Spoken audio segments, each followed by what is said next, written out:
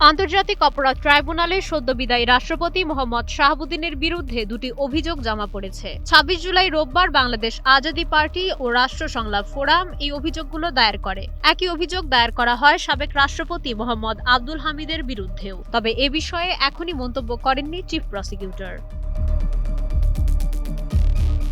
আজাদী পার্টির নেতারা জানান, পিলখানা, শাপলা চত্বর ও গণঅভ্যুত্থানের সব অপরাধে সাবেক এই দুই রাষ্ট্রপতির মৌন সম্মতি ছিল। স্বৈরাচারী সরকারকে সমর্থন ও সুবিধা ভোগ করায় তারাও এসব অপরাধের দায় এড়াতে পারেন না। শাহাবুদ্দিনকে সাবেক রাষ্ট্রপতির একান্ত সহযোগী হিসেবে উল্লেখ করে আলাদা অভিযোগ দিয়েছে রাষ্ট্র সংলাপ ফোরাম। এতে জুলাই গণঅভ্যুত্থানের হত্যা, গুম ও নির্যাতনের নির্দেশে তার ভূমিকা তদন্ত করে বিচারের দাবি জানানো হয়েছে। মাই শামালিহা, সময়ের আলো।